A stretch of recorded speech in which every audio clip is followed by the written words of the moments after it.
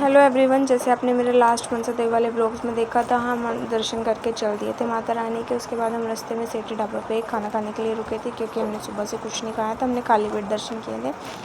यहाँ का जो मतलब सेटअप था, अंदर जाके हमने देखा, वो बहुत अच्छा था। डेकोरेशन भी बहुत अच्छी कर रखी थी और खाना भी टेस्टी था। यहाँ का खाना भी यहाँ का बहुत टेस्टी था। उसके बाद यहाँ के स्टाफ ने हमें बोला कि आप लोग अंदर बैठ जाइए एसी वाले हॉल में। फिर हम अंदर शिफ्ट हो गए थे। यहाँ जाके हमने तंदूर के पराठे दही के साथ खाए। मक्खन भी दिया था इन्होंने, बहुत टेस्टी था पराठा तंदूर वाला, मज़ा आ गया खा के। उसके बाद हम वहाँ से चल दिए थे, हमें जाना था इसके बाद नानी के घर। मैंने अपना जो बर्थडे सेलिब्रेट, आपने जो मेरा ब्लॉग देखा होगा लास्ट वाला, वो नानी के घर ही सेलिब्रेट किया था। ये उसके बाद वाला ब्लॉग है। यहाँ रास्ते में हमें 200 फीट ऊंचा कमल का फूल देखा, जो ये हमारी सरकार इन्होंने बनवा रखा है। क्रांति के टाइम पे जो शहीद हुए थे उनका यहाँ पे अंदर नाम लिखा हुआ है स्वर्ण अक्षरों में। उसके बाद हमने केक लिया और फिर हम नानी के घर चल दिए थे। यहाँ जाके हमने नानी के घर, ये देखिए हम पहुँच चुके हैं। जो नानी के जो घर है यहाँ पे नीचे है, जो भैंसों का कर रखा है उन्होंने, क्योंकि जो मेरे मामा जी हैं वो दूध का काम भी करते हैं इसलिए, और वो फर्स्ट फ्लोर पे वो खुद रहते हैं। और यहाँ हम ऊपर चले गए थे और यहाँ जाके हमें सरप्राइज़ ये मिला कि कोई भी नहीं आया। जब हम आए सब सोए हुए थे। उन्हें पता तो था हम आएंगे, पर उन्होंने सोचा कि हम शाम तक आएंगे, पर हम जल्दी आ गए थे। यहाँ जाके देखिए हमने ही सबको उठाया। पहले हम ढूंढ रहे थे कहाँ है कहाँ, फिर ये सारे एसी वाले रूम में आराम से सोए हुए थे। हमने इनको जाके उठाया कि उठ जाओ, हम आ गए हैं। उसके बाद ये सब देख के एकदम हैरान हो गए थे कि हमने सोचा शाम को आओगे, इतनी जल्दी आ गए। उसके बाद हम सबसे मिले, क्योंकि जो मेरी भाभी है वो फ़र्स्ट टाइम शादी के बाद गई थी नानी से मिलने, और मैं भी फ़र्स्ट टाइम ही गई थी शादी के बाद। यहाँ पे मेरी नानी जी बैठी हुई हैं, अभी इन्होंने आँखें भी बनवाई हैं अपनी।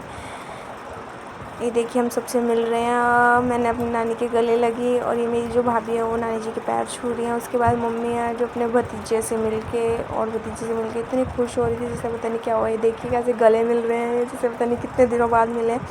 उसके बाद मैंने थोड़ी सी वीडियो शूट करी थी, ऐसे ही मन कर रहा था, फ़ोटो वोटो खींची हमने।